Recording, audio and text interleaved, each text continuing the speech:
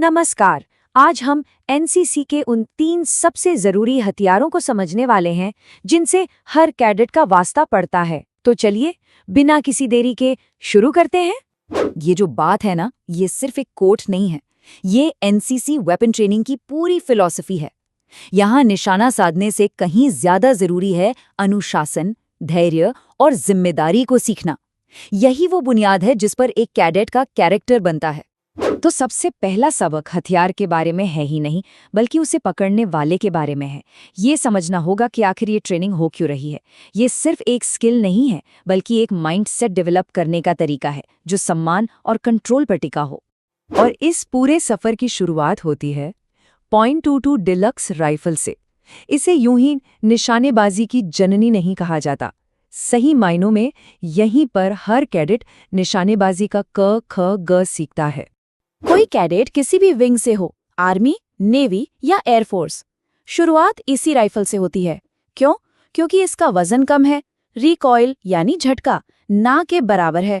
तो बिना डरे होल्डिंग, एमिंग और ट्रिगर कंट्रोल जैसी सबसे जरूरी बातें सीखने के लिए ये बिल्कुल परफेक्ट है। 22 इंच ये है इसकी गोदी का साइज यानी कैलिबर। छोटा है लेकिन शुरुआती ट्रेनिंग के लिए बेस्ट है। इससे ध्यान झटके को संभालने पर नहीं, बल्कि अपनी टेक्निक को परफेक्ट करने पर रहता है। 25 गज ये है इसकी इफेक्टिव रेंज, यानी वो दूरी जहां ये सबसे असरदार होती है। इसीलिए इसकी फायरिंग रेंज छोटी रखी जाती है ताकि कैडेट्स दूर निशाना लगाने की चिंता किए बिना सिर्फ अपनी तकनीक पर काम कर सकें। लेकिन अब एक हैरान करने वाली बात, इसकी जो मैक्सिमम रेंज है वो 1700 गज तक हो सकती है। सोचिए जरा, इतने छोटी सी गोली इतने दूर तक जा सकती है। ये दिखाता है कि छोटे से दिखने वाले इस हथियार में भी कितना दम है। तो .22 पर हाथ साफ हो गया। अब वक्त है एक बड़े चैलेंज का। मिलिए 7.62 mm SLR से, जिसे इसकी दमदार मौजूदगी और वजन की वजह से ड्रिल का बादशाह भी कहा जाता है। अगर .22 सीखने के बारे में थी, तो SLR अनुशासन और शारीरिक ताकत बनाने के लिए है। सोचिए, परेड ग्राउंड पर जब दर्जनों कैडेट्स एक साथ इस भारी राइफल को कमांड्स पर संभालते हैं, तो वो जो आवाज और वो जो कोऑर्डिनेशन होता है, वो देखने लायक होता है। 7.62 मिलीमीटर, याद है .22? ये कैलिबर उसके मुकाबले में काफी बड़ा और शक्तिशाली है। इसका सीधा सा मतलब है ज्यादा पावर, ज्यादा रिकॉइल और हाँ, ज्यादा जिम्मेदारी। इसकी इफेक्टिव रेंज है 275 मीटर्स। ये .22 से 10 गुना से भी ज्यादा है। ये दिखाता है कि ये सिर्फ ट्रेनिंग के लिए नहीं, बल्कि असली एक्शन के लिए बना एक बहुत ही काबिल हथियार है। और अब वो चीज जो इसे असली चैलेंज बनाती है, इसका वजन। जब मैगजीन भरी हो तो ये 5.1 किलो की हो जाती है। इसे घंटों तक ड्रिल में लेकर चलना और संभालना सही मायनों में एक कैडेट के स्टैमिना का असली टेस्ट है। और अब हम पहुंचते हैं कैडेट की ट्रेनिंग के शिखर पर। एक ऐसा हथियार जो एनसीसी को सीधे आज की भारतीय सेना से जोड़ता है। ये है 5.56 mm इंसास राइफल, हमारा मॉडर्न वॉरियर।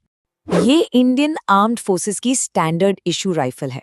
तो इंसास पर ट्रेनिंग का मतलब है कि कैडेट्स वही तकनीक सीख रहे हैं जो हमारे सैनिक आज इस्तेमाल कर रहे हैं।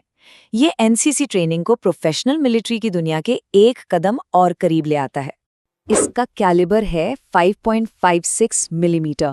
अब आप सोचेंगे कि ये तो SLR के 7.62 से छोटा है। बिल्कुल, लेकिन यही तो टेक्नोलॉजी का कमाल है।